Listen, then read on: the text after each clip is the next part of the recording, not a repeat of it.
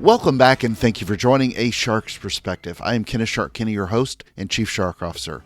First, let me tell you about an amazing sponsor who helps make this show possible.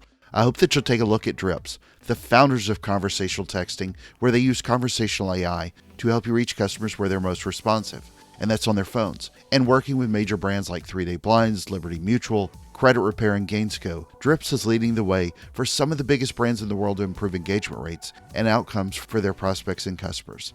And now back to the show. Is the customer journey linear? More often than not, it is not, especially when considering all of the noise and touch points and apps and channels. It likely never was, but that was often the mindset that existed for so many when looking at data. And a lot of that siloed mindset is carried over. But was the customer journey really ever linear? That's some of what we're going to discuss today, and how marketers and brands and agencies can look at omni-channel more effectively today and going forward. Sandra Abi-Rashed is the VP Client Services at Digilant, the GM at Happyfication, and the co-founder of MENTORO. And on this episode, we'll discuss whether the customer journey was ever really linear, what it is today, breaking down silos, wearing different hats to make data-driven decisions, leveraging data points, content strategies, advertising and media hats for brands and agencies, mentoring the youth, leopards in fashion, popsicles, and a lot more. So let's tune in to an omni-channel digital marketer with an omni-channel shark on this episode of A Shark's Perspective. Sandra, thank you so much for joining us today on A Shark's Perspective. Tell us a little bit about your journey, your story, and career to date. Yeah, thanks so much. I'm so happy to be here. So I have about 20 plus years experience in digital business, publishing side, data analytics, and obviously omni-media marketing on both the client, the agency side, and the media side. I've worked in the startup space. I've worked for a CPG brand such as L'Oreal, and I currently work for Digilant as a VP Client Services. So let's start off about customer journey. How have you seen that change over the years, and what's leading us up to where we are today? So I think, typically, I think marketers still like to see the journey as something that's linear. And I'm sure you've seen this, Kenneth, when they want to show it, they show the upside down triangle and they say, there's the awareness, and then there's engagement, and then there's conversion. And they, love to see the numbers and the percentages and as they move from box to box. And I think that's just something that's stuck with the traditional marketing philosophy as a very linear journey, right?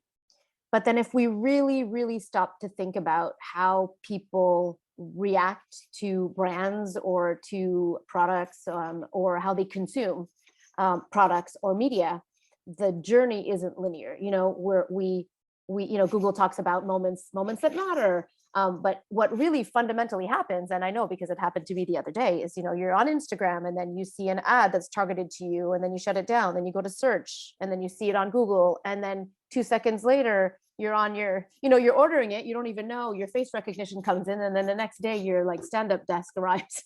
Like the journey isn't as linear as it used to be. And we're exposed to so many different touch points and so many different channels. I do think that the journey can be linear for big ticket items, like cars and things like that. But I think more often than not, we've trained our minds, I think, in theory, to focus on a funnel, but it drives people to think that the journey is actually linear when it's absolutely not anymore. I don't know if that makes sense. Yeah, it did. I think one of the things, though, that, and I don't know if I'd call it pushback, more of a push into, is I don't know that the journey was ever linear. We just had more data points to maybe help develop the idea of a funnel that way, without necessarily, calling out the 4 Ps or something with past thinking. But yeah, the idea that anybody is looking at any one channel anymore, unless it's for a $5 makeup brush. I don't even know what a makeup brush would cost. What does a makeup brush cost? 20 could be 5 to 25 to 30. $5 to $25 makeup brush. For something like that on Instagram, you could click through, buy it, boom, and it's done. Yeah, happens all the Absolutely. time. We're not doing, Yeah. I wouldn't think that, well, I'm going to have to ask my wife now. I can't imagine that people are doing that much research on buying something that simple, but agree completely. The journey's not linear because you're seeing so many different traffic sources in the way, especially with now how we programmatically buy a lot of this media. Today it's on so many different channels, and that's just the ones that we know of, not even including the non-trackable billboards that are still used Absolutely. and still convert, a lot of TV ads that are data driven linear, but not all of them are trackable the same Yeah. way.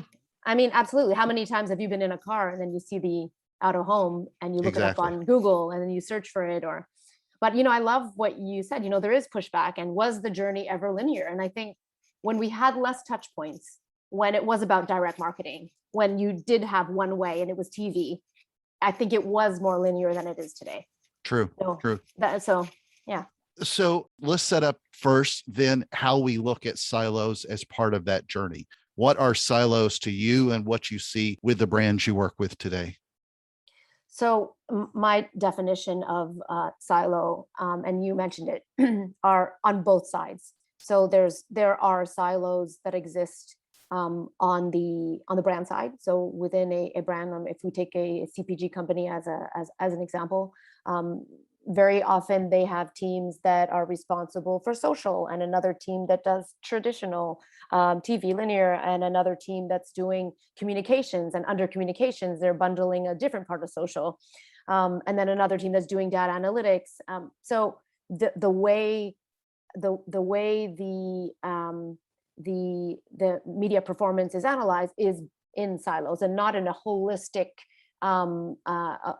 approach where you can bring the performance to a common currency and be able to compare a video to a TV ad to an out of home to digital. So there are, I mean, that's a fact. There are still silos that exist within the actual companies, organizations. And that's just on if they spend media dollars. That's the other problem, is then you're starting to think about how do we stitch together webs and how did a blog perform? And maybe they came back a month later from something and they've cleared out their cookies and they go back and look at your site. Absolutely. So then, yeah, we can add on e-commerce and how they're behaving there, and are they buying in store and per retailer and the retailer store or your store. So you're right. I think when I'm talking about silos, I'm isolating the media part. Good point. And then if we look at the media landscape also, it is silos.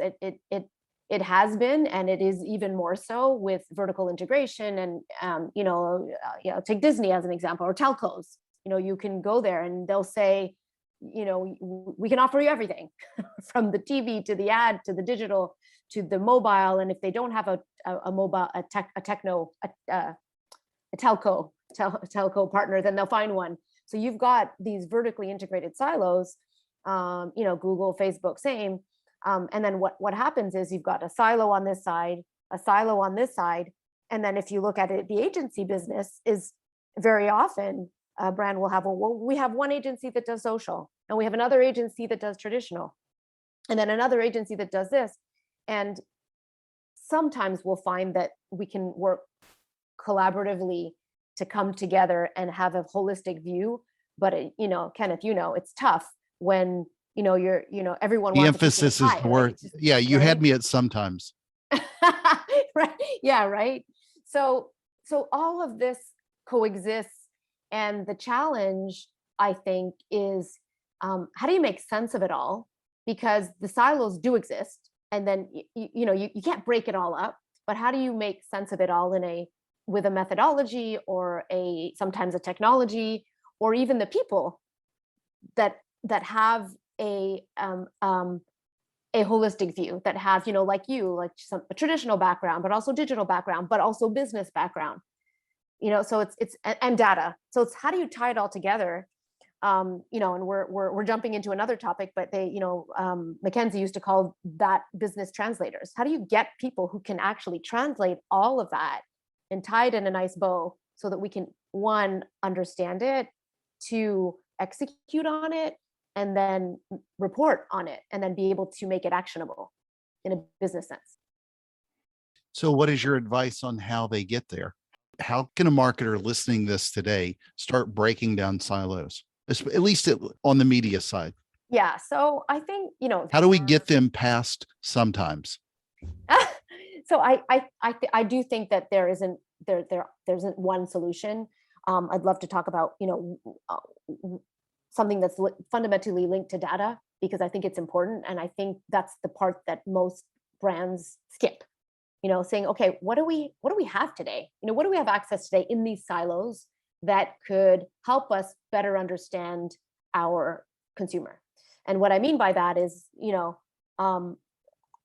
oftentimes brands will say, well, we don't have anything. And then we'll start digging and say, well, do you have Google Analytics? Okay, check, you've got that. Okay, do you have Facebook account? Check, you've got that. Do you have any surveys? Check. Yeah, we have that. Okay, perfect. So in addition to that, there's the option to explore what we call declarative data. And this is something that you've heard about before. And there are a number of different sources: Nielsen, GWI, so many other declarative panels or mega panels that can give you information on individuals. And what does using a declarative panel do? What it allows you to really look at from a very agnostic perspective, what the profile of your consumer really looks like. From and I'll give a perfect example. You brought up makeup before. So if we wanted to look at women in the US who are interested in beauty, or who have purchased beauty products in the past, and who are interested in fashion, and who are between 25 and 35, and are interested in sustainability, if we wanted to add some behavioral, how many are there? One, what's the market? What's the total addressable market?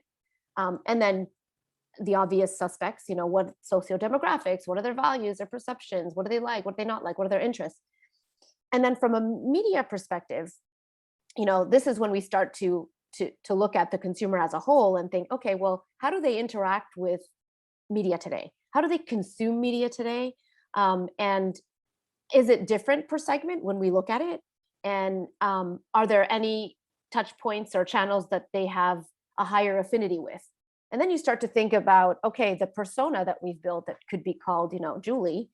Okay, so she's interested in all of these things. Here's her profile, but she spends most of her time on social, but she has a stronger affinity with out of home, according to the data. And this is when you start to build something that's broader than, I want to target these women and I'm going to do everything on social.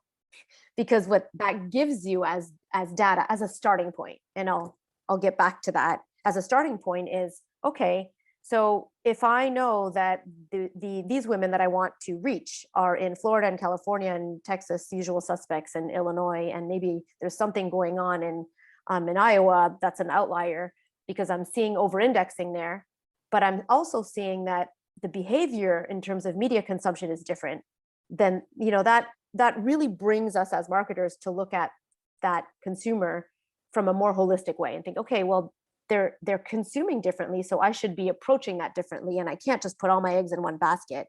And maybe when I'm putting my $500,000 in social, the data is actually telling me that I'm over investing in social and that I should be putting some in out of home, because they're both consuming just as much and they both have high affinity. So I'm going through it quickly, but the idea is really to use the data and I did say, as it's the first point, the data is one thing. A question that often comes up is, well, how much do you rely on that data to break the silos and come up with a more holistic plan? Well, there's the data. And then, as well as I know, Kenneth, there's the media reality, which is like budget and what do you have and what do you want to do? And then there's the brand reality. Like, I don't want to do TV, or, we're not an out of home brand. We don't have, so I think, I said data was my first answer. How do you do that? Well, you can start with data and start with information that we have, but we have to consider the rest. And that's the part when we go back to business translators, like, how do you make sense of everything and then execute on it and look at how much should we be investing by silo, because we know that there's some overlap, or we know there's no overlap, or in California it should be Great this point. and in Florida it should be that. So what's the advice you would give then to the brand marketer as to how do they go start breaking down those silos as well? Because a lot of them are going to hand off their advertising dollars to an agency.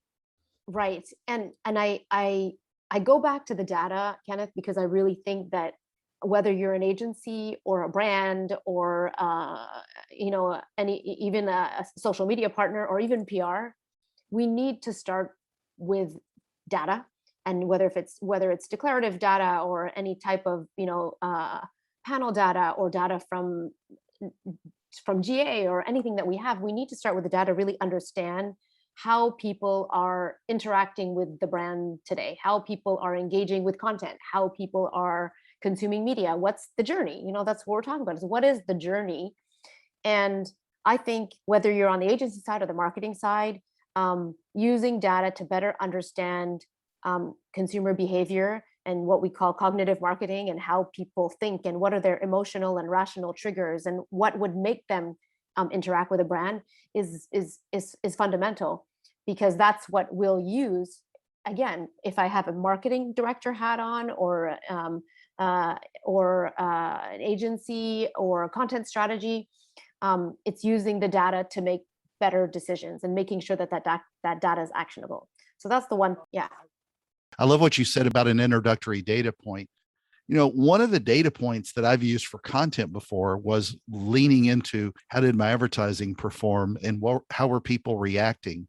And that gives you an additional place to think of bringing in advertising and marketing, content marketing together.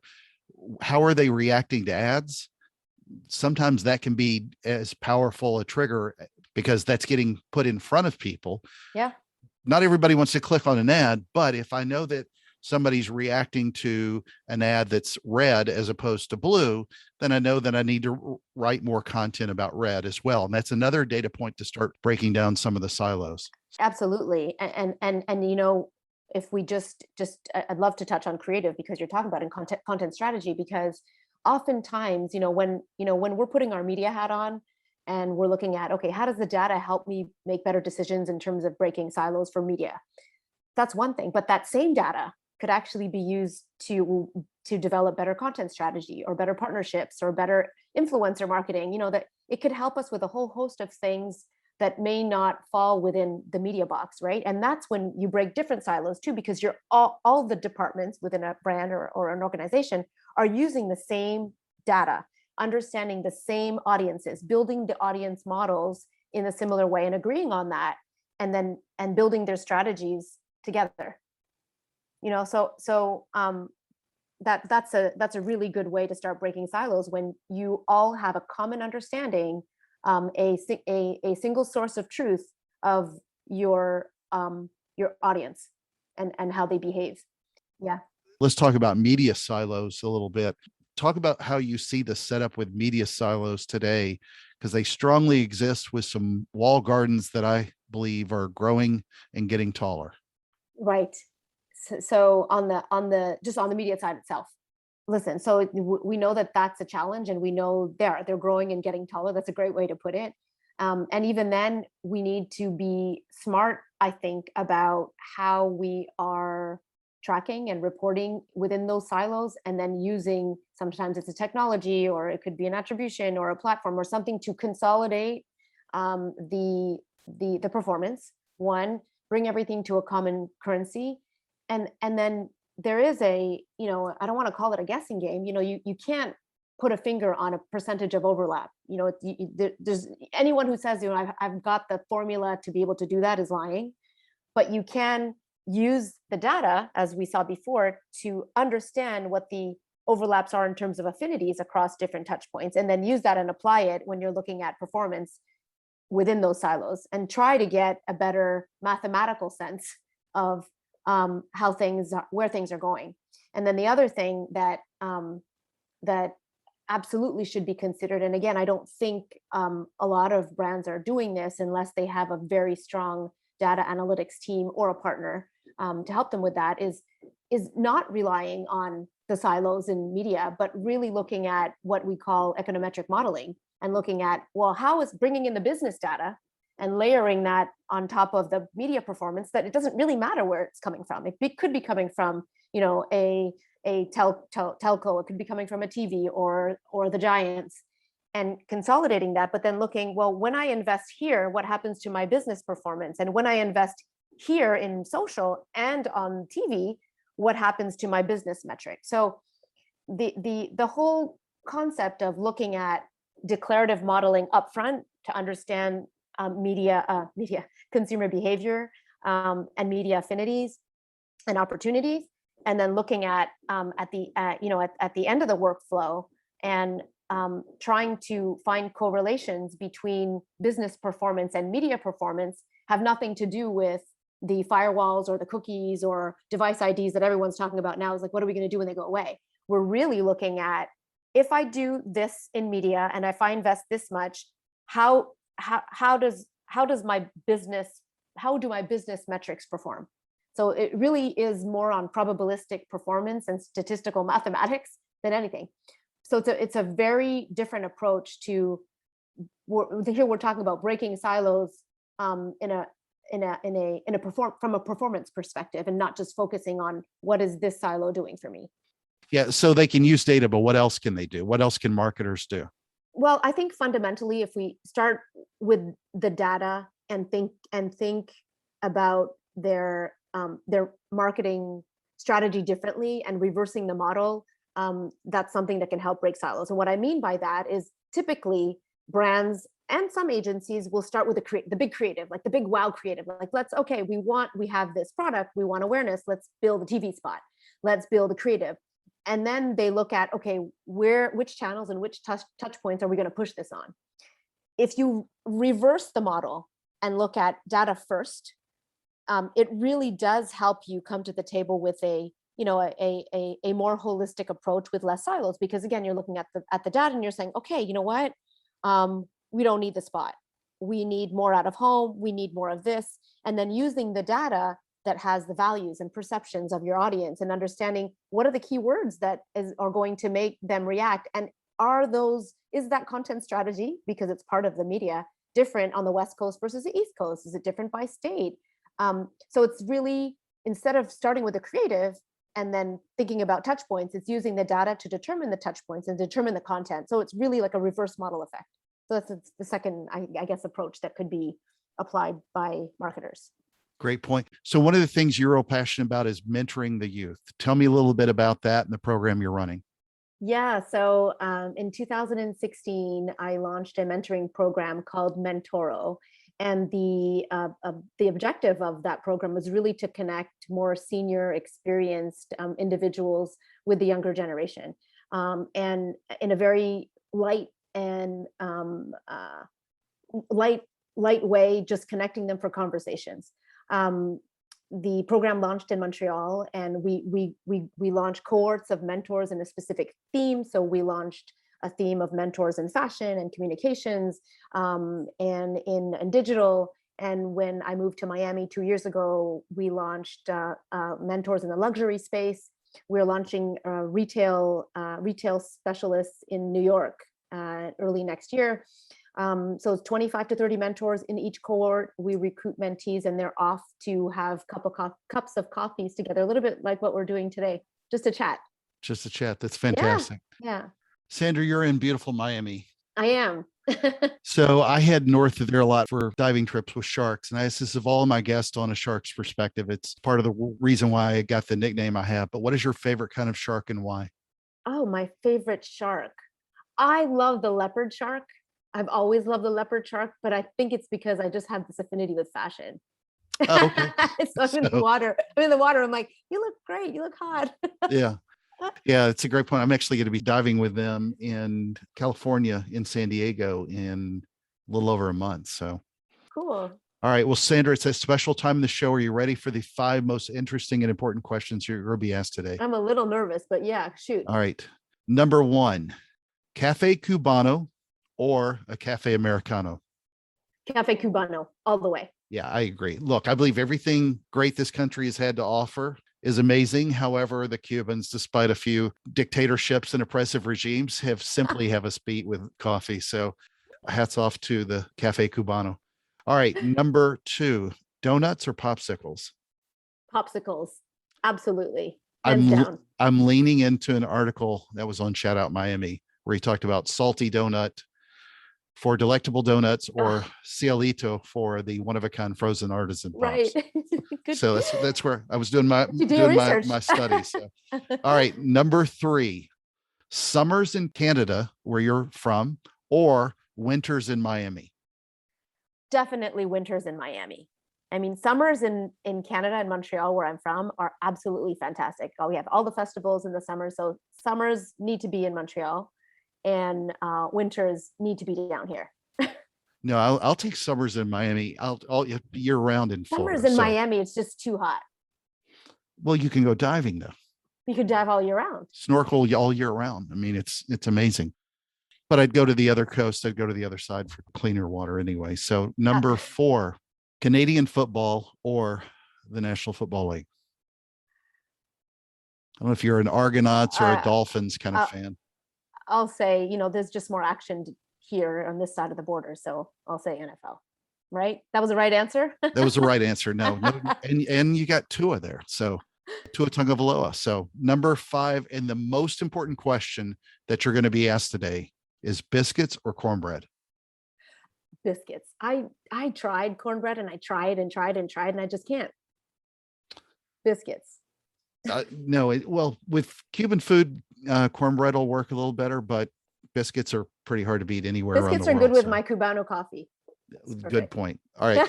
So Sandra, where can people find out more about you, find out more about the work you're doing at Digilant, keep up with your thought leadership and more? Yeah, absolutely. So you can find me on LinkedIn, absolutely, or digilant.com. I also have a nonprofit mentoring program, so mentoro.co. Sandra, thank you again for joining us on A Shark's Perspective.